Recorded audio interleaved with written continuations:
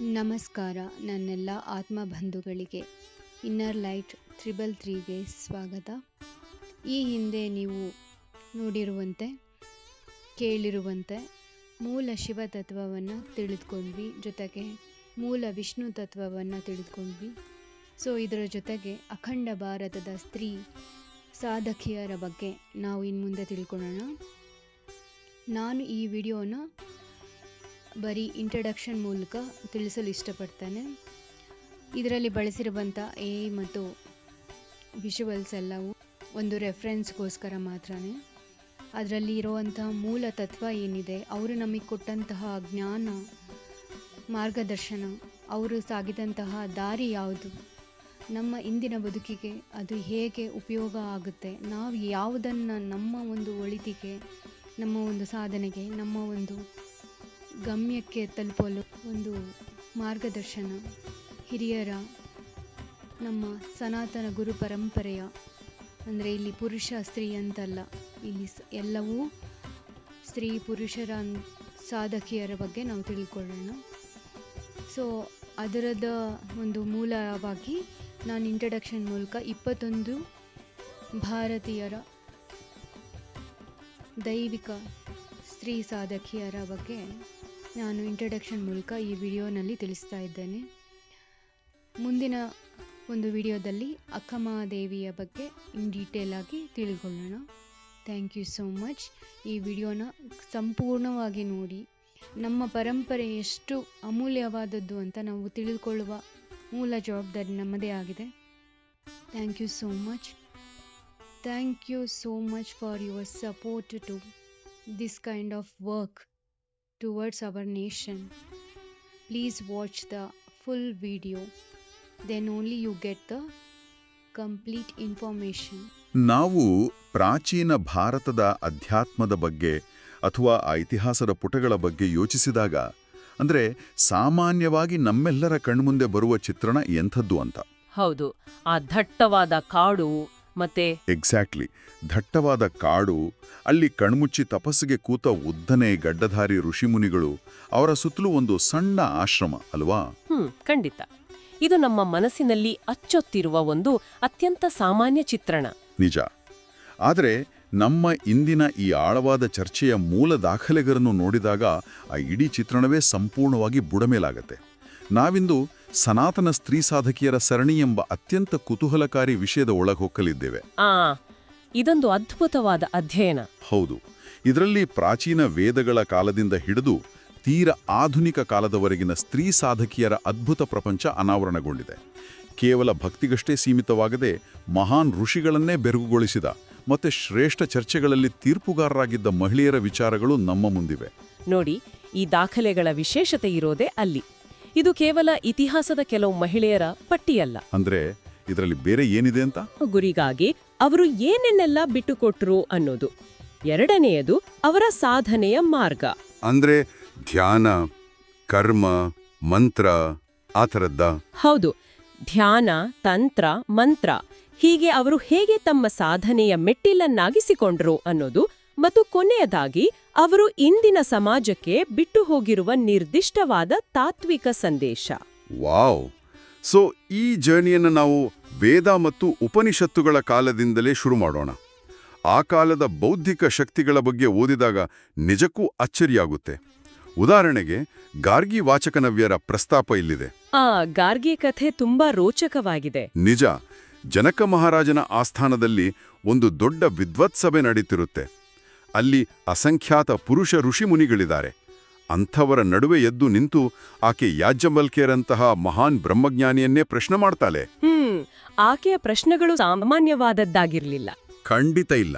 ಬ್ರಹ್ಮಾಂಡದ ರಚನೆಯ ಬಗ್ಗೆ ಆಕೆ ಕೇಳಿದ ಪ್ರಶ್ನೆಗಳು ಎಷ್ಟೊಂದು ಆಳವಾಗಿದ್ದು ಅಂದ್ರೆ, ಒಂದು ಹಂತದಲ್ಲಿ ಯಾಜ್ಞವಲ್ಕ್ಯರೇ, ಗಾರ್ಗಿ ಇನ್ನಷ್ಟು ಪ್ರಶ್ನೆ ಕೇಳಿದ್ರೂ ನಿನ್ನ ತಲೆ ಸೀಳಿ ಹೋಗಿತು ಎಂದೇಕಾಯ್ತು. ಹೌದು. ಆದ್ರೆ ಇಲ್ಲೊಂದು ಪ್ರಶ್ನೆ ಕಾಡುತ್ತೆ. ಆ ಕಾಲದ ಸಮಾಜ ಬಹಳ ಪಿತೃಪ್ರಧಾನವಾಗಿತ್ತು ಅಂತ ನಾವು ಓದಿರ್ತೀವಲ್ವಾ? ಅಂಥದ್ರಲ್ಲಿ ಒಬ್ಬ ಮಹಿಳೆಗೆ ಇಷ್ಟೊಂದು ಮುಕ್ತವಾಗಿ ಚರ್ಚಿಸುವ ವೇದಿಕೆ ಹೇಗೆ ಸಿಕ್ತು? ಅಲ್ಲಿ ನಾನು ಆ ಕಾಲದ ಜ್ಞಾನದ ವ್ಯವಸ್ಥೆಯನ್ನ ಅರ್ಥ ಮಾಡ್ಕೊಳ್ಬೇಕು. ನೋಡಿ, ಗಾರ್ಗಿಯ ಪಾತ್ರ ಕೇವಲ ಒಬ್ಬ ಸಾಮಾನ್ಯ ವಿದ್ಯಾರ್ಥಿನಿಯದ್ದಾಗಿರ್ಲಿಲ್ಲ. ಓ, ಹಾಗಾದ್ರೆ ಆಕೆ ಅಕ್ಷರಶಃ ಒಬ್ಬ ಬೌದ್ಧಿಕ ಸವಾಲುಗಾರಳಾಗಿದ್ದಳು. ಉಪನಿಷತ್ತಿನ ಕಾಲದಲ್ಲಿ ಜ್ಞಾನಕ್ಕೆ ಮತ್ತೆ ತರ್ಕಕ್ಕೆ ಇದ್ದ ಬೆಲೆ ಲಿಂಗಭೇದವನ್ನು ಮೀರಿತು. ಯಾರು ಜ್ಞಾನಿಯೋ ಅವರಿಗೆ ಆಸ್ಥಾನದಲ್ಲಿ ಮುಕ್ತ ಅವಕಾಶವಿತ್ತು. ಅಂದ್ರೆ ಜ್ಞಾನವೇ ಅಂತಿಮ ಅರ್ಹತೆ ಆಗಿತ್ತು ಅಂತ. ಎಕ್ಸಾಕ್ಟ್ಲಿ.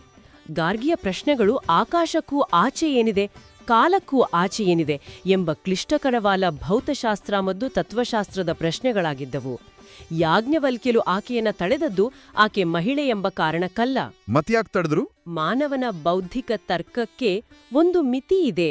ಆಚೆಗಿನ ಸತ್ಯವನ್ನು ಕೇವಲ ಅನುಭವದಿಂದ ಅಂದ್ರೆ ಎಕ್ಸ್ಪೀರಿಯನ್ಸಿಂದ ಮಾತ್ರ ಅರಿಯಲು ಸಾಧ್ಯ ಅಂತ ಮನವರಿಕೆ ಮಾಡಿಕೊಡಲು. ಓ, ಅಂದ್ರೆ ತರ್ಕದ ತುತ್ತತುದಿಯವರೆಗೂ ಆಕೆ ಅವರೊಟ್ಟಿಗೆ ಹೆಜ್ಜೆ ಹಾಕಿದ್ಲು ಅಂತಾಯ್ತು. ಹೌದು, ಸಂಪೂರ್ಣವಾಗಿ. ಇದೇ ಕಾಲಘಟ್ಟದಲ್ಲಿ ಬರುವ ಮತ್ತೊಂದು ಅದ್ಭುತ ಹೆಸರು ಮೈತ್ರೇಯಿಯದ್ದು.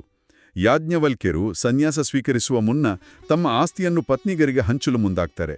ಆಗ ಮೈತ್ರೇಯಿ ಕೇಳುವ ಪ್ರಶ್ನೆ ಇಂದಿನ ಆರ್ಥಿಕ ಜಗತ್ತಿಗೂ ಅನ್ವಯಿಸತ್ತೆ.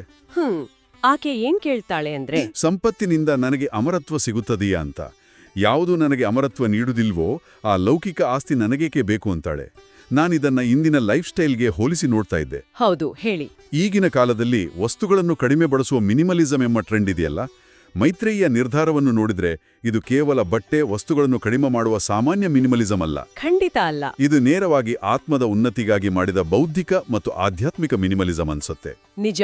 ಆ ಭೌತಿಕ ತ್ಯಾಗದ ಹಿಂದಿನ ತರ್ಕವನ್ನು ನಾವು ಗಮನಿಸಬೇಕು. ಮೈತ್ರೇಯಿಗೆ ಆಸ್ತಿ ಮತ್ತು ಸಂಪತ್ತು ಅವಳ ದಿನನಿತ್ಯದ ಬದುಕನ್ನು ಸುಲಭ ಮಾಡಬಲ್ಲದು ಎಂಬ ಅರಿವಿತ್ತು. ಗೊತ್ತಿತ್ತು ಅವಳಿಗೆ. ಆದ್ರೆ ಆಕೆಗೆ ಬೇಕಾಗಿದ್ದದ್ದು ಬದುಕುವ ಸೌಕರ್ಯವಲ್ಲ, ಬದಲಾಗಿ ಬದುಕಿನ ಅರ್ಥ. ಅವಳ ತ್ಯಾಗವು ಬ್ರಹ್ಮಜ್ಞಾನದ ಅನ್ವೇಷಣೆಗಾಗಿ ಮಾಡಿದ ಅತಿ ದೊಡ್ಡ ಬೌದ್ಧಿಕ ಹೂಡಿಕೆಯಾಗಿತ್ತು. ವಾವ್, ಬೌದ್ಧಿಕ ಹೂಡಿಕೆ, ಒಳ್ಳೆ ಪದ ಇದು. ಹೌದು.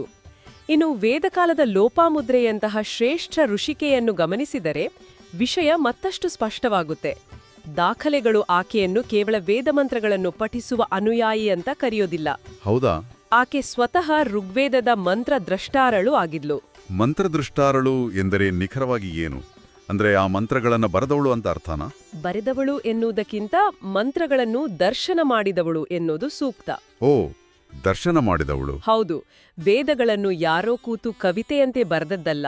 ಆಳವಾದ ಧ್ಯಾನಾವಸ್ಥೆಯಲ್ಲಿ ಬ್ರಹ್ಮಾಂಡದ ರಹಸ್ಯಗಳನ್ನು ತಮ್ಮ ಒಳನೋಟದಿಂದ ಕಂಡು ಆ ಕಂಪನಗಳನ್ನು ಮಂತ್ರಗಳ ರೂಪದಲ್ಲಿ ಜಗತ್ತಿಗೆ ನೀಡಿದ ಸೃಷ್ಟಿಕರ್ತರು ಅವರು. ಅಮೇಜಿಂಗ್. ಲೋಪಮುದ್ರೆಯಂತಹ ಶ್ರೇಷ್ಠ ಸೃಷ್ಟಿಕರ್ತರಲ್ಲಿ ಒಬ್ಬಳಾಗಿದ್ದಳು. ಇದು ಸ್ತ್ರೀ ಪ್ರಜ್ಞೆ, ಬ್ರಹ್ಮಾಂಡದ ಪ್ರಜ್ಞೆಯೊಂದಿಗೆ ಬೆರೆತ ಅತ್ಯುನ್ನತ ಸ್ಥಿತಿ. ವೇದಕಾಲದ ಈ ಸ್ತ್ರೀಯರ ಬೌದ್ಧಿಕ ತರ್ಕ ಮತ್ತು ಜ್ಞಾನದ ಹುಡುಕಾಟದ ಈ ಹಂತದಿಂದ ನಾವು ಸ್ವಲ್ಪ ಭಿನ್ನವಾದ ಮಾರ್ಗದ ಕಡೆಗೆ ಹೊರಡೋಣ. ಖಂಡಿತ, ದಕ್ಷಿಣದ ಕಡೆಗೆ ಅಲ್ವಾ? ಹೌದು. ತರ್ಕ ಮತ್ತು ಬುದ್ಧಿಯಿಂದ ಎಲ್ಲವನ್ನೂ ಸಾಧಿಸಲು ಸಾಧ್ಯವಿಲ್ಲ ಎಂಬ ಹಂತ ಬಂದಾಗ ಈ ಅನ್ವೇಷಣೆಯು ಅತ್ಯುನ್ನತ ಮಟ್ಟದ ವೈರಾಗ್ಯ ಮತ್ತು ಸಂಪೂರ್ಣ ಶರಣಾಗತಿಯ ರೂಪವನ್ನು ಪಡೆದುಕೊಳ್ಳುತ್ತೆ. ವಿಶೇಷವಾಗಿ ದಕ್ಷಿಣ ಭಾರತದ ಕಡೆಗೆ ಬಂದರೆ ಕರ್ನಾಟಕದ ಶಿವಶರಣೆಯರ ವಿಸ್ಮಯಕಾರಿ ಪ್ರಪಂಚ ತೆರೆಕೊಳ್ಳುತ್ತೆ. ಅಕ್ಕಮಹಾದೇವಿಯ ಹೆಸರು ಕೇಳಿದವರೇ ಇಲ್ಲ. ಇಡೀ ವಿಶ್ವವೇ ಬೆರಗಾಗುವಂಥ ವೈರಾಗ್ಯ ಆಕೆಯದ್ದು. ಅಕ್ಕಮಹಾದೇವಿಯ ವೈರಾಗ್ಯವು ಕೇವಲ ಒಂದು ಲೌಕಿಕ ಜೀವನದ ನಿರಾಕರಣೆ ಆಗಿರಲಿಲ್ಲ.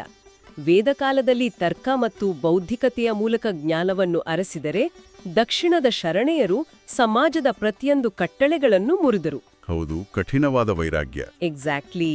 ಅಕ್ಕಮಹಾದೇವಿಯು ರಾಜನ ವೈಭವವನ್ನು, ಲೌಕಿಕ ಸುಖವನ್ನು ಮಾತ್ರವಲ್ಲ, ತಾನು ಒಬ್ಬ ಮಹಿಳೆ ಎಂಬ ತನ್ನ ದೇಹದ ಮೇಲಿನ ಪ್ರಜ್ಞೆಯನ್ನು, ವ್ಯಾಮೋಹವನ್ನು ತ್ಯಜಿಸಿದಳು. ಕೇಶವನ್ನೇ ವಸ್ತ್ರವಾಗಿಸಿಕೊಂಡು ಶ್ರೀಶೈಲದ ಕದಳಿವನಕ್ಕೆ ನಡೆದಳು ಅಲ್ವಾ? ಹೌದು. ದೇಹದ ಮೇಲಿನ ಈ ಅನಾಸಕ್ತಿ ಅಹಂಕಾರದ ಸಂಪೂರ್ಣ ವಿನಾಶವನ್ನು ಸೂಚಿಸುತ್ತೆ. ಅದೇ ಶರಣ ಪರಂಪರೆಯಲ್ಲಿ ಬರುವ ಬಸವಣ್ಣನವರ ಪತ್ನಿ ನೀಲಾಂಬಿಕೆ ಮತ್ತು ಚೆನ್ನಬಸವಣ್ಣನವರ ತಾಯಿ ಅಕ್ಕನಾಗಮ್ಮನವರನ್ನು ನೋಡಿ. ಅವರು ಸಂಸಾರದಲ್ಲಿದ್ರು ಅಲ್ವಾ? ಹೌದು. ತೀವ್ರ ವೈರಾಗ್ಯದ ಬದಲಿಗೆ ಸಂಸಾರದಲ್ಲಿದ್ದುಕೊಂಡೇ ಜ್ಞಾನದ ದಿವಿಗೆಗಳಾಗಿ ಶರಣ ಚಳುವಳಿಯ ಮಾರ್ಗದರ್ಶಕರಾಗಿ ನಿಂತರು.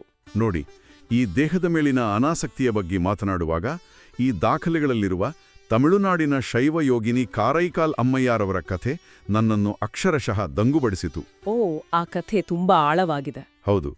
ಕಾರೈಕಾಲ್ ಅಮ್ಮಯ್ಯರ್ ತನ್ನ ಭಕ್ತಿಗಾಗಿ ತನ್ನ ಅತೀವ ಸೌಂದರ್ಯವನ್ನೇ ತ್ಯಜಿಸಿ ವಿಕಾರವಾದ ಮಾಂಸಖಂಡಗಳೇ ಇಲ್ಲದ ಅಸ್ಥಿಪಂಜರದಂತಹ ರೂಪವನ್ನು ಬೇಡಿ ಪಡೆದಳು ಅಂತ ಉಲ್ಲೇಖಿಸಲಾಗಿದೆ. ನಿಜ. ಒಂದು ನಿಮಿಷ ಯೋಚಿಸಿ. ಇಂದಿನ ನಮ್ಮ ಆಧುನಿಕ ಸಮಾಜ ಹೇಗಿದೆ? ಸೌಂದರ್ಯವೇ ಸರ್ವಸ್ವ, ನಾವು ಹೇಗೆ ಕಾಣ್ತೀವಿ ಎನ್ನುವುದರ ಮೇಲೆಯೇ ನಮ್ಮ ಬೆಲೆ ನಿರ್ಧಾರವಾಗುತ್ತೆ ಅಂತ ನಂಬಿರುವ ಜಗತ್ತು ನಮ್ಮದು. ಖಂಡಿತ. ಸೌಂದರ್ಯಕ್ಕೆ ಅಷ್ಟು ಮಹತ್ವ ಇದೆ ಈಗ. ಅಂಥದ್ರಲ್ಲಿ ತನ್ನ ಭಕ್ತಿಗಾಗಿ ಸೌಂದರ್ಯವನ್ನೇ ಬೇಡವೆಂದು ತಿರಸ್ಕರಿಸಿದ್ದು ಇಂದಿನ ಸಮಾಜದ ನಂಬಿಕೆಗಳಿಗೆ ತದ್ವಿರುದ್ಧವಾಗಿದೆ ಅಲ್ವಾ? ಇದೊಂದು ಅತಿರೇಕದ ಅತ್ಯಂತ ಬಂಡಾಯದ ರ್ಯಾಡಿಕಲ್ ಆಧ್ಯಾತ್ಮಿಕ ಹೆಜ್ಜೆ ಅಲ್ವೇ? ಆ ಬಂಡಾಯದ ಹಿಂದಿರುವ ಮನೋವಿಜ್ಞಾನವನ್ನು ನಾವು ಅರ್ಥ ಮಾಡಿಕೊಳ್ಳಬೇಕು.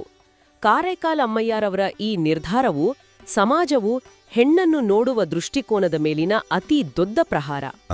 ಸೌಂದರ್ಯವೇ ಹೆಣ್ಣು ಅನ್ನೋ ದೃಷ್ಟಿಕೋನನ? ಹೌದು. ಸ್ತ್ರೀಯ ಅಸ್ತಿತ್ವವನ್ನು ಕೇವಲ ಅವಳ ದೇಹ ಮತ್ತು ಸೌಂದರ್ಯಕ್ಕೆ ಸೀಮಿತಗೊಳಿಸುವ ಸಮಾಜಕ್ಕೆ ಆಕೆ ನೀಡಿದ ಉತ್ತರ ಅದು.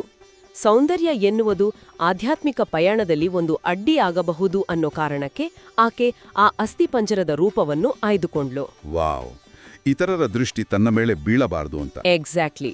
ಭಕ್ತಿಯ ಮುಂದೆ, ಅಂತಿಮ ಸತ್ಯದ ಮುಂದೆ ಈ ಭೌತಿಕ ಚರ್ಮದ ಸೌಂದರ್ಯ ನಗಣ್ಯ ಎಂಬುದನ್ನು ಆಕೆ ಸಾಬೀತುಪಡಿಸಿದ್ಲು. ಅಕ್ಕಮಹಾದೇವಿಯ ಬೆತ್ತಲೆ ನಿಲುವಾಗಲಿ, ಕಾರೈಕಾಲ್ ಅಮ್ಮಯ್ಯರವರ ಅಸ್ಥಿಪಂಜರದ ರೂಪವಾಗಲಿ, ಇವೆಲ್ಲವೂ ದೇಹವೇ ನಾನಲ್ಲ ಎನ್ನುವ ಸತ್ಯದ ಪ್ರಾಯೋಗಿಕ ಜಾರಿಯಾಗಿತ್ತು. ಬೌದ್ಧಿಕ ಅನ್ವೇಷಣೆ ಮತ್ತು ತೀವ್ರ ವೈರಾಗ್ಯದ ಈ ಕಥೆಗಳ ನಂತರ ಈ ದಾಖಲೆಗಳು ನಮ್ಮನ್ನು ಅಖಂಡ ಭಾರತದಾದ್ಯಂತ ಹಬ್ಬಿದ ಭಕ್ತಿ ಮತ್ತು ನಿಗೂಢ ತಂತ್ರ ಮಾರ್ಗದ ಕಡೆಗೆ ಕೊಂಡೊಯ್ತವೆ. ಪ್ಯಾನ್ ಇಂಡಿಯನ್ ವೇವ್ ಅಂತ ಹೇಳಬಹುದು ಇದನ್ನ. ಹೌದು. ಕಾಶ್ಮೀರದಲ್ಲಿ ಲಲ್ಲೇಶ್ವರಿ ಯೋಗ ಮಾರ್ಗವನ್ನು ಅನುಸರಿಸಿದರೆ, ರಾಜಸ್ಥಾನದಲ್ಲಿ ಮೀರಾಬಾಯಿ ಪ್ರೇಮವನ್ನೇ ಯೋಗವನ್ನಾಗಿ ಪರಿವರ್ತಿಸಿದ್ರು. ದಕ್ಷಿಣದಲ್ಲಿ ಆಂಡಾಳ್ ಭಕ್ತಿಯಾಗಿ ನಿಂಟ್ಲು. ಆದರೆ ಇಲ್ಲಿ ನನ್ನ ಗಮನ ಸೆಳೆದ ಮತ್ತೊಂದು ಪ್ರಬಲವಾದ ಹೆಸರು ಮಹಾರಾಷ್ಟ್ರದ ಜನಾಬಾಯಿ ಅವರದ್ದು. ಜನಾಬಾಯಿ ಅವರ ಸಾಧನೆ ನಿಜಕ್ಕೂ ವಿಶಿಷ್ಟವಾದದ್ದು. ಹೌದು ನೋಡಿ, ಅಧ್ಯಾತ್ಮ ಧ್ಯಾನ ಮಾಡೋದು, ಪ್ರತ್ಯೇಕವಾಗಿ ಒಂದು ಕೋಣೆಯಲ್ಲಿ ಜಪ ಮಾಡೋದು ಅಂತ ನಾವು ಅಂದ್ಕೊಂಡಿರ್ತೀವಿ. ಆದರೆ ಜನಾಬಾಯಿ ದಿನನಿತ್ಯದ ಪಾತ್ರೆ ತೊಳೆಯುವಾಗ, ಕಸ ಗುಡಿಸುವಾಗ, ರಾಗಿ ಬೀಸುವಾಗ್ಲೂ ಭಗವಂತನ ನಾಮಸ್ಮರಣೆ ಮಾಡ್ತಾ ಇದ್ರು. ಆ ಸಣ್ಣ ಸಣ್ಣ ಕೆಲಸಗಳಲ್ಲೇ ದೈವತ್ವವನ್ನು ಕಂಡುಕೊಂಡ್ಲು. ನೀವು ಮಾಡುವ ಪ್ರತಿಯೊಂದು ಸಣ್ಣ ಕೆಲಸದಲ್ಲೂ ಸಂಪೂರ್ಣ ಎಚ್ಚರ ಇರುವುದು, ಅಲ್ಟಿಮೇಟ್ ಮೈಂಡ್ಫುಲ್ನೆಸ್, ಇದೇ ನಿಜವಾದ ಧ್ಯಾನ ಎನಿಸುತ್ತೆ. ಜನಾಬಾಯಿಯವರ ಸಾಧನೆಯ ಗಟ್ಟಿತನ ಇರುವುದೇ ಅಲ್ಲಿ. ಅವರು ಬದುಕಿನ ಜವಾಬ್ದಾರಿಗಳಿಂದ ಓಡಿ ಹೋಗಲಿಲ್ಲ. ಅವರು ಕರ್ಮಯೋಗದ ಅತ್ಯುನ್ನತ ನಿದರ್ಶನ. ನಿಜ. ಗುಹೆಯಲ್ಲಿ ಕುಳಿತು ಕಣ್ಣು ಮುಚ್ಚಿ ಧ್ಯಾನ ಮಾಡುವುದು ಒಂದು ರೀತಿಯ ಸಾಧನೆಯಾದರೆ, ದಿನನಿತ್ಯದ ಜಂಜಾಟಗಳಲ್ಲಿ, ಬೆವರು ಸುರಿಸುವ ಕೆಲಸಗಳಲ್ಲಿಯೇ ದೇವರನ್ನು ಕಾಣುವುದು ಬಹುಶಃ ಅದಕ್ಕಿಂತಲೂ ಕಠಿಣವಾದ ಸಾಧನೆ. ಖಂಡಿತ, ಇದು ಎಲ್ಲರಿಗೂ ಸಾಧ್ಯವಿಲ್ಲ. ಹೌದು. ಕರ್ಮ ಮತ್ತು ಭಕ್ತಿಯನ್ನು ಬೆಸೆಯುವ ಈ ಪ್ರಕ್ರಿಯೆಯ ಜೊತೆಗೆ ನಾವು ತಂತ್ರ ಮತ್ತು ಗೂಢ ಮಾರ್ಗದ ಸಾಧಕಿಯರ ಕಡೆಗೂ ಗಮನ ಹರಿಸಬೇಕು. ತಂತ್ರ ಮಾರ್ಗ ಬಂಗಾಳದ ತಾರಾಪೀಠದ ಆನಂದಮಯೀ ಮಾ ಗೂಢ ಯೋಗಿನಿ ಪರಂಪರೆಯ ಕೊಂಡಿಯಾದರೆ, ಪ್ರಾಚೀನ ಕಾಲದ ಸತಿ ಅನುಸೂಯ ಪತಿವ್ರತಾ ಧರ್ಮದ ಮೂಲಕವೇ, ತನ್ನ ದೈನಂದಿನ ಧರ್ಮನಿಷ್ಠೆಯ ಮೂಲಕವೇ ಪ್ರಕೃತಿಯ ನಿಯಮಗಳನ್ನೇ ಬದಲಾಯಿಸುವಂತಹ ಸಿದ್ಧಿಯನ್ನು ಪಡೆದಳು. ಇದೆಲ್ಲದರ ಮಧ್ಯೆ ನನಗೆ ಮತ್ತೊಂದು ದೊಡ್ಡ ಆಶ್ಚರ್ಯ ಕಾದಿತ್ತು. ಅದು ಭೈರವಿ ಬ್ರಾಹ್ಮಣಿಯವರ ವಿಚಾರ. ರಾಮಕೃಷ್ಣ ಪರಮಹಂಸರ ಗುರುಗಳು. ಎಕ್ಸಾಕ್ಟ್ಲಿ. ನಮ್ಗೆಲ್ಲರಿಗೂ ರಾಮಕೃಷ್ಣ ಪರಮಹಂಸರ ಬಗ್ಗೆ ಗೊತ್ತಿದೆ. ಆಧುನಿಕ ಭಾರತದ ಮಹಾನ್ ಸಂತರು ಅವರು. ಆದರೆ ಆ ಪರಮಹಂಸರಿಗೆ ತಾಂತ್ರಿಕ ವಿದ್ಯೆಯನ್ನು ಧಾರೆ ಎರೆದ ಗುರು ಇದೇ ಭೈರವಿ ಬ್ರಾಹ್ಮಣಿ ಎಂಬ ಮಹಿಳೆ. ಇದು ಬಹಳ ಪ್ರಮುಖವಾದ ಘಟ್ಟ. ಇತಿಹಾಸದಲ್ಲಿ ಪುರುಷ ಗುರು ಮತ್ತು ಮಹಿಳಾ ಶಿಷ್ಯೆ ಎಂಬ ರೂಢಿಗತ ನಂಬಿಕೆಯನ್ನು ಇದು ಸಂಪೂರ್ಣವಾಗಿ ಉಲ್ಟಾ ಮಾಡುತ್ತೆ. ಆಕೆಯ ಪಾತ್ರ ಅಲ್ಲಿ ಕೇವಲ ಒಂದು ಸಲಹೆ ನೀಡುವ ಮಟ್ಟದಲ್ಲಿತ್ತ ಅಥವಾ ಸಂಪೂರ್ಣ ಗುರುವಿನ ಸ್ಥಾನದಲ್ಲಿತ್ತ? ಆಕೆಯದ್ದು ಸಂಪೂರ್ಣ ಅಧಿಕಾರಯುತ ಗುರುವಿನ ಸ್ಥಾನ. ಸನಾತನ ಧರ್ಮದಲ್ಲಿ ಜ್ಞಾನಕ್ಕೆ, ಆಧ್ಯಾತ್ಮಿಕ ಅಧಿಕಾರಕ್ಕೆ ಎಂದಿಗೂ ಲಿಂಗಭೇದ ಇರಲಿಲ್ಲ ಎಂಬುದಕ್ಕೆ ಇದೇ ಸಾಕ್ಷಿ. ವಾವ್! ತಂತ್ರ ಮಾರ್ಗ ಎಂದರೆ ಶಕ್ತಿಯನ್ನು ನಿರಾಕರಿಸುವುದಲ್ಲ, ಬದಲಾಗಿ ಅದೇ ಶಕ್ತಿಯನ್ನು ಉನ್ನತೀಕರಿಸುವುದು. ಭೈರವಿ ಬ್ರಾಹ್ಮಣಿ ಅತ್ಯಂತ ಕಠಿಣವಾದ ಮತ್ತು ಸಂಕೀರ್ಣವಾದ 64 ತಾಂತ್ರಿಕ ಸಾಧನೆಗಳಲ್ಲಿ ರಾಮಕೃಷ್ಣರಿಗೆ ಮಾರ್ಗದರ್ಶನ ಮಾಡಿದರು. 64 ಸಾಧನೆಗಳು ಇದು ಎಷ್ಟೊಂದು ಕಠಿಣ ಅಲ್ವಾ? ಹೌದು. ಆ ಸಾಧನೆಗಳು ಎಷ್ಟು ಕಠಿಣವಾಗಿರುತ್ತವೆ ಎಂದರೆ, ಸಣ್ಣ ತಪ್ಪು ಕೂಡ ಸಾಧಕನ ಮಾನಸಿಕ ಸಮತೋಲನವನ್ನು ಕದಡಬಹುದು. ಅಂತಹ ವಿದ್ಯೆಯನ್ನು ಒಬ್ಬ ಮಹಿಳೆ ತನ್ನ ಶಿಷ್ಯನಿಗೆ ಕಲಿಸುತ್ತಾಳೆ ಎಂದರೆ ಅವಳ ಜ್ಞಾನದ ಮಟ್ಟ ಎಷ್ಟಿರಬೇಕು ಯೋಚಿಸಿ. ನಿಜಕ್ಕೂ ಬೆರಗಾಗುವಂಥದ್ದು. ಪ್ರೇಮದಿಂದ ಮೀರಾ, ಯೋಗದಿಂದ ಲಲ್ಲೇಶ್ವರಿ, ಕರ್ಮದಿಂದ ಜನಾಬಾಯಿ ಮತ್ತು ತಂತ್ರದಿಂದ ಭೈರವಿ ಬ್ರಾಹ್ಮಣಿ, ಈ ವಿಭಿನ್ನ ಮಾರ್ಗಗಳೆಲ್ಲವೂ ಅಂತಿಮವಾಗಿ ಒಂದೇ ಸತ್ಯದೆಡೆಗೆ ಸಾಗುವ ದಾರಿಗಳು. ಇದರ ಒಟ್ಟು ಅರ್ಥವೇನು ಎನ್ನುವುದನ್ನು ನಾವು ಆಧುನಿಕ ಕಾಲದ ದೃಷ್ಟಿಕೋನದಿಂದ ನೋಡಬೇಕಾಗಿದೆ.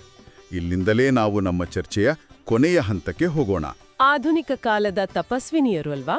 ಹೌದು, ಕ್ಷಾತ್ರ ಮತ್ತು ಧರ್ಮರಕ್ಷಕೀಯರ ವಿಭಾಗ. ಈ ವಿಭಾಗದಲ್ಲಿ ಬರುವ ಮಹಿಳೆಯರು ಕೇವಲ ತಮ್ಮ ವೈಯಕ್ತಿಕ ಮೋಕ್ಷಕ್ಕಾಗಿ ಶ್ರಮಿಸಲಿಲ್ಲ. ಅವರು ತಾಯ್ತನ, ರಾಷ್ಟ್ರ ನಿರ್ಮಾಣ ಮತ್ತು ಧರ್ಮರಕ್ಷಣೆಯ ಕೆಲಸಗಳ ಮೂಲಕವೇ ಅಧ್ಯಾತ್ಮವನ್ನು ಸಾಧಿಸಿದರು. ಶಾರದಾದೇವಿಯವರ ಉದಾಹರಣೆಯ ನೋಡಿ. ಅವರು ಮಂತ್ರ ಜಪಿಸುತ್ತಾ ಕಾಡಿನಲ್ಲಿ ಕೂರಲಿಲ್ಲ, ಬದಲಾಗಿ ಮಾತೃತ್ವದ ಮೂಲಕವೇ ಬ್ರಹ್ಮಜ್ಞಾನವನ್ನು ಬೋಧಿಸಿದರು. ಶಾರದಾದೇವಿಯವರ ಮಾತೃತ್ವ ಕೇವಲ ಭೌತಿಕ ತಾಯ್ತನವಾಗಿರಲಿಲ್ಲ, ಅದು ಜಾಗತಿಕ ಮಾತೃತ್ವವಾಗಿತ್ತು. ಎಲ್ಲರನ್ನೂ ಮಕ್ಕಳಂತೆ ನೋಡಿದ್ರು ಅಲ್ವಾ? ಹೌದು. ಅವರ ಬಳಿ ಬಂದ ಪ್ರತಿಯೊಬ್ಬ ಭಕ್ತರನ್ನೂ ಅವರು ಎಷ್ಟೇ ಪಾಪಗಳನ್ನು ಮಾಡಿದರೂ ತಮ್ಮ ಮಕ್ಕಳಂತೆಯೇ ಕಂಡು ಆಧ್ಯಾತ್ಮಿಕ ದೀಕ್ಷೆ ನೀಡಿದ್ರು. ಇನ್ನು ಪಾಂಡಿಚೇರಿಯ ಶ್ರೀಮಾತೆ ಅರವಿಂದರ ಆಧ್ಯಾತ್ಮಿಕ ಸಹಗಾಮಿಯಾಗಿ ಅತೀಂದ್ರಿಯ ಯೋಗದಲ್ಲಿ ಪಾಲ್ಗೊಂಡ್ರು. ದಿ ಮದರ್ ಅಂತ ಕರೀತಾರಲ್ಲ. ಎಕ್ಸಾಕ್ಟ್ಲಿ. ಇನ್ನು ಸಿಸ್ಟರ್ ನಿವೇದಿತಾ ಮೂಲತಃ ವಿದೇಶಿಯಾದರೂ ಭಾರತೀಯ ಸನಾತನ ಧರ್ಮವನ್ನು ಸಂಪೂರ್ಣವಾಗಿ ಮೈಗೂಡಿಸಿಕೊಂಡು ಭಾರತದ ಸ್ವಾತಂತ್ರ್ಯ, ಶಿಕ್ಷಣಕ್ಕಾಗಿ ತಮ್ಮ ಇಡೀ ಜೀವನವನ್ನೇ ಮುಡಿಪಾಗಿಟ್ರು. ದೇಶಕ್ಕಾಗಿ ತಪಸ್ಸು ಮಾಡುವುದೆಂದ್ರೆ ಇದೇ. ದೇಶಕ್ಕಾಗಿ ತಪಸ್ಸು ಎನ್ನುವ ಮಾತು ಈ ಪಟ್ಟಿಯಲ್ಲಿರುವ ಮತ್ತೊಬ್ಬ ಮಹಾನ್ ಮಹಿಳೆ ರಾಣಿ ಮದಾಲಸಳಿಗೆ ಅಕ್ಷರಶಃ ಒಪ್ಪುತ್ತೆ. ಆಕೆ ಕೇವಲ ಯುದ್ಧಭೂಮಿಯ ರಾಣಿಯಾಗಿರಲಿಲ್ಲ, ತನ್ನ ಮಕ್ಕಳಿಗೆ ತೊಟ್ಟಿಲಲ್ಲೇ ಬ್ರಹ್ಮಜ್ಞಾನ ಬೋಧಿಸಿದವಳು ಆಕೆ. ಹೌದು, ಆ ಜೋಗುಳದ ಹಾಡು ಬಹಳ ಪ್ರಸಿದ್ಧವಾಗಿದೆ. ಶುದ್ಧೋಸಿ ಬುದ್ಧೋಸಿ ನಿರಂಜನೋಸಿ ಅಂದ್ರೆ ನೀನು ಶುದ್ಧನಾಗಿದ್ಯಾ, ನೀನು ಬುದ್ಧನಾಗಿದ್ಯಾ ಅಂತ. ಇವತ್ತಿನ ಕಾಲದಲ್ಲಿ ಮಕ್ಕಳಿಗೆ ABCD ಕಲಿಸೋದು, ರೈಮ್ಸ್ ಹೇಳ್ಕೊಡೋದು ದೊಡ್ಡ ಸಾಧನೆ ಅಂತೀವಿ. ಆದ್ರೆ ಆಕೆ ತೊಟ್ಟಿಲ್ನಲ್ಲಿಯೇ ಅಧ್ಯಾತ್ಮದ ಬೀಜ ಬಿತ್ತಿದ್ಲು. ಇದು ನಿಜಕ್ಕೂ ನೆಕ್ಸ್ಟ್ ಲೆವೆಲ್ ಪ್ಯಾರೆಂಟಿಂಗ್ ಅನಿಸುತ್ತೆ. ಮದಾಲಸಳ ಕಥೆ ಎಷ್ಟೊಂದು ಪ್ರಬಲವಾಗಿದೆ ಎಂದರೆ ಅವಳ ಮಕ್ಕಳೆಲ್ಲರೂ ಆ ಜೋಗುಳವನ್ನು ಕೇಳಿ ಬೆಳೆದು ಸನ್ಯಾಸಿಗಳಾಗ್ಬಿಡ್ತಾರೆ. ಹೌದಾ? ಹೌದು. ಕೊನೆಗೆ ರಾಜನ ಕೋರಿಕೆಯ ಮೇರೆಗೆ ಕಿರಿಯ ಮಗನಿಗೆ ಮಾತ್ರ ಆಕೆ ರಾಜಧರ್ಮದ ಜೋಗುಳವನ್ನು ಹಾಡುತ್ತಾಳೆ. ಇದು ಒಬ್ಬ ತಾಯಿಯ ಕೈಯಲ್ಲಿ ಸಮಾಜವನ್ನು ಹೇಗೆ ರೂಪಿಸುವ ಶಕ್ತಿ ಇದೆ ಎಂಬುದನ್ನು ತೋರಿಸುತ್ತೆ. ಖಂಡಿತ. ಇದರ ಜೊತೆಗೆ ನಾವು ಉಭಯ ಭಾರತೀಯವರ ಕಥೆಯನ್ನು ಸೂಕ್ಷ್ಮವಾಗಿ ಗಮನಿಸಬೇಕು. ಮಂಡನ ಮಿಶ್ರ ಮತ್ತು ಆದಿಶಂಕರಾಚಾರ್ಯರ ನಡುವೆ ನಡೆದ ಐತಿಹಾಸಿಕ ವೇದಾಂತ ಚರ್ಚೆ ಅದು. ಆ ಸನ್ನಿವೇಶ ಹೇಗಿದ್ದಿರಬಹುದು? ಇಬ್ಬರು ಮಹಾನ್ ಪಂಡಿತರ ಚರ್ಚೆಯನ್ನು ಆಲಿಸಿ ವಿಶ್ಲೇಷಿಸಿ ಯಾರು ಗೆದ್ದರು ಎಂದು ತೀರ್ಪು ನೀಡುವ ಮಟ್ಟಕ್ಕೆ ಒಬ್ಬ ಮಹಿಳೆ ಬೆಳೆದಿದ್ದಳು ಎಂದರೆ ಆಕೆಯ ಪಾಂಡಿತ್ಯದ ಮಟ್ಟ ಏನಿರಬೇಕು? ಆಕೆ ತೀರ್ಪು ನೀಡಿದ ವಿಧಾನವು ಬಹಳ ವಿಶಿಷ್ಟವಾಗಿತ್ತು ಅಂತ ಓದಿದ್ದೇನೆ. ಹೌದು, ಆಕೆಯ ವಿಧಾನ ಅತ್ಯಂತ ವೈಜ್ಞಾನಿಕ ಮತ್ತು ಮಾನಸಿಕವಾಗಿತ್ತು. ಆಕೆ ಇಬ್ಬರಿಗೂ ಒಂದೊಂದು ಹೂವಿನ ಹಾರವನ್ನು ಹಾಕಿ ಚರ್ಚೆಯ ಕೊನೆಯಲ್ಲಿ ಯಾರ ಹಾರ ಮೊದಲು ಬಾಡುತ್ತವೆಯೋ ಅವರು ಸೋತಂತೆ ಎಂದು ನಿಯಮ ವಿಧಿಸಿದಳು. ವಾವ್! ಹೂವಿನ ಹಾರ. ಆದ್ರೆ ಇದರ ಹಿಂದಿನ ತರ್ಕ ಏನು? ತರ್ಕ ಬಹಳ ಸರಳ. ಚರ್ಚೆಯಲ್ಲಿ ಯಾರು ಕೋಪಗೊಳ್ಳುತ್ತಾರೋ, ಯಾರಿಗೆ ತಾಳ್ಮೆ ತಪ್ಪುತ್ತದೆಯೋ ಅವರ ದೇಹದ ಉಷ್ಣತೆ ಹೆಚ್ಚಾಗಿ ಹಾರಬಾಡುತ್ತದೆ. ಬೌದ್ಧಿಕ ಚರ್ಚೆಯಲ್ಲಿ ಸ್ಥಿತಪ್ರಜ್ಞತೆ ಕಳೆದುಕೊಂಡವನು ಸೋತಂತೆ. ಎಂಥ ಅದ್ಭುತವಾದ ನಿಯಮ ನೋಡಿ. ಎಮೋಷನಲ್ ಇಂಟೆಲಿಜೆನ್ಸ್ ಅಂದ್ರೆ ಇದೆ. ಹೌದು. ಅಂದಿನ ಕಾಲದ ಬೌದ್ಧಿಕ ವೇದಿಕೆಯಲ್ಲಿ ಮಹಿಳೆಗೆ ಎಷ್ಟು ಉನ್ನತ ಸ್ಥಾನವಿತ್ತು ಎಂಬುದಕ್ಕೆ ಉಭಯ ಭಾರತಿ ಜೀವಂತ ಸಾಕ್ಷಿ. ಹಾಗೆಯೇ ಸಂತ ಜ್ಞಾನೇಶ್ವರರ ಸಹೋದರಿ ಮುಕ್ತಾಬಾಯಿ ಕೇವಲ ಹದಿಹರೆಯದಲ್ಲೇ ಅದ್ವೈತ ಸಿದ್ಧಿಯನ್ನು ಪಡೆದಳು. ಹದಿಹರೆಯದಲ್ಲೇ? ಹೌದು. ಇನ್ನು ರಾಮಾಯಣದ ಶಬರಿ ತನ್ನ ಗುರುವಿನ ಒಂದೇ ಒಂದು ಮಾತಿಗಾಗಿ ದಶಕಗಳ ಕಾಲ ಕಾಡಿನಲ್ಲಿ ಕಾಯುತ್ತಾ ಕುಳಿತ ಭಕ್ತಿಯ ಹಾಗೂ ತಾಳ್ಮೆಯ ಪರಾಕಾಷ್ಠೆ. ಈ ಎಲ್ಲಾ ಕಥೆಗಳನ್ನು ಒಟ್ಟಿಗಿಟ್ಟು ನೋಡಿದಾಗ ಒಂದು ಸ್ಪಷ್ಟವಾದ ಚಿತ್ರಣ ನಮ್ಮೆದುರು ನಿಲ್ಲುತ್ತೆ. ಆಧ್ಯಾತ್ಮಿಕ ಸಾಧನೆ ಎಂದರೆ ನಾವೆಲ್ಲರೂ ಅಂದುಕೊಂಡಂತೆ ಜವಾಬ್ದಾರಿಗಳಿಂದ ಓಡಿ ಹೋಗುವುದಲ್ಲ. ಖಂಡಿತ ಅಲ್ಲ. ರಾಣಿ ಮದಾಲಸಳ ಆಡಳಿತ ಇವೆಲ್ಲವೂ ಧರ್ಮರಕ್ಷಣೆಯ ವಿಭಿನ್ನ ಮುಖಗಳು. ಅಧ್ಯಾತ್ಮ ಮತ್ತು ದೈನಂದಿನ ಜವಾಬ್ದಾರಿಗಳ ನಡುವಿನ ಈ ಅದ್ಭುತವಾದ ಸಮತೋಲನವೇ ಇಂದಿನ ಜಗತ್ತಿಗೆ ಸಿಗುವ ಅತಿದೊಡ್ಡ ಪಾಠ. ನೀವು ಹೇಳಿದ ಸಮತೋಲನವೇ ಈ ಇಡೀ ಸ್ತ್ರೀ ಸಾಧಕಿಯರ ವಿಚಾರದ ಅಂತಿಮ ಸಾರಾಂಶ. ವೇದಕಾಲದ ಗಾರ್ಗಿಯ ಬೌದ್ಧಿಕ ಪ್ರಶ್ನೆಗಳಿಂದ ಆರಂಭಗೊಂಡು ಕಾರೈಕಾಲ್ ಅಮ್ಮಯ್ಯರವರ ತೀವ್ರ ವೈರಾಗ್ಯ, ಮೀರಾಬಾಯಿಯವರ ಅನನ್ಯ ಭಕ್ತಿ, ಭೈರವಿ ಬ್ರಾಹ್ಮಣಿಯವರ ತಾಂತ್ರಿಕ ಜ್ಞಾನ ಹಾಗೂ ಸಿಸ್ಟರ್ ನಿವೇದಿತಾ ಅವರ ರಾಷ್ಟ್ರಸೇವೆಯವರೆಗೆ ಇದು ಭಾರತೀಯ ಅಧ್ಯಾತ್ಮದ ನೂರಾರು ಆಯಾಮಗಳನ್ನು ನಮ್ಮ ಕಣ್ಮುಂದೆ ಬಿಚ್ಚಿಡುತ್ತೆ. ನಿಜ. ಇತಿಹಾಸವನ್ನು ನಾವು ನೋಡುವ ದೃಷ್ಟಿಕೋನ ಬದಲಾಗಲೇಬೇಕು. ಅಧ್ಯಾತ್ಮದ ಇತಿಹಾಸ ಕೇವಲ ಪುರುಷರ ಏಕಸ್ವಾಮ್ಯವಲ್ಲ, ಅದು ಈ ಮಹಾನ್ ತಪಸ್ವಿನಿಯರ ಸಮಾನ ಕೊಡುಗೆಯಿಂದ ಸಮೃದ್ಧವಾಗಿದೆ ಎನ್ನುವ ಸತ್ಯ ನಮ್ಮ ಅರಿವಿಗೆ ಬರುತ್ತೆ. ಖಂಡಿತ. ಈ ಮೂಲ ದಾಖಲೆಗಳು ನಮಗೆ ಕೇವಲ ಅವರ ಹೆಸರುಗಳನ್ನು ಪರಿಚಯಿಸಿಲ್ಲ, ಬದಲಾಗಿ ಅವರು ಲೌಕಿಕತೆಯನ್ನ ಏಕೆ ತ್ಯಜಿಸಿದ್ರು, ವಿಭಿನ್ನ ಮಾರ್ಗಗಳಲ್ಲಿ ಹೇಗೆ ಕಠಿಣ ಸಾಧನೆ ಮಾಡುವೋ ಅಂತ ಸ್ಪಷ್ಟವಾಗಿ ವಿವರಿಸಿವೆ. ಹೌದು, ಆ ಶಾಶ್ವತ ಸಂದೇಶ ಬಹಳ ಮುಖ್ಯ. ಎಕ್ಸಾಕ್ಟ್ಲಿ. ಈ ಆಳವಾದ ಚರ್ಚೆಯನ್ನು ಮುಕ್ತಾಯಗೊಳಿಸುವ ಮುನ್ನ ಕೇಳುಗರಿಗೆ ಒಂದು ಅಂತಿಮ ಆಲೋಚನೆಯನ್ನು ಬಿಟ್ಟು ಹೋಗಲು ನಾನು ಇಷ್ಟಪಡುತ್ತೇನೆ.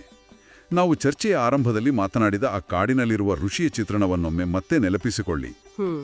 ಈ ಮಹಾನ್ ಸ್ತ್ರೀಯರು ಕೇವಲ ಕಾಡಿನ ಮೂಲಕವಲ್ಲ, ಬದಲಾಗಿ ದಿನನಿತ್ಯದ ಪಾತ್ರೆ ತೊಳೆಯುವ, ಕಸಗುಡಿಸುವ ಕೆಲಸದ ಮೂಲಕ, ಅಥವಾ ತಮ್ಮ ತಾಯ್ತನದ ಮೂಲಕ, ಅಥವಾ ದೇಶ ಸೇವೆಯ ಮೂಲಕವೇ ಅತ್ಯುನ್ನತ ಆಧ್ಯಾತ್ಮಿಕ ಸ್ಥಿತಿಯನ್ನು ತಲುಪಿದರು ಎಂದಾದರೆ, ಬಹುಶಃ ಅಂತಿಮ ಆಧ್ಯಾತ್ಮಿಕ ಸತ್ಯವು ಯಾವುದೋ ದೂರದ ಬೆಟ್ಟದ ಮೇಲಿರುವ ಗುಹೆಯಲ್ಲಿ ಇಲ್ಲವೇನೋ? ನಿಜ, ನಮ್ಮ ದಿನನಿತ್ಯದ ಬದುಕಿನಲ್ಲೇ ಇರಬಹುದು. ಹೌದು, ನಾವು ಪ್ರಸ್ತುತ ಮಾಡುತ್ತಿರುವ ಚಿಕ್ಕ ಪುಟ್ಟ ಕೆಲಸಗಳನ್ನೇ ಸಂಪೂರ್ಣ ಶ್ರದ್ಧೆ ಮತ್ತು ಹೊಸ ದೃಷ್ಟಿಕೋನದಿಂದ ಮರುವ್ಯಾಖ್ಯಾನಿಸುವರಲ್ಲಿ ಆ ಸತ್ಯ ಅಡಗಿದೆಯಾ?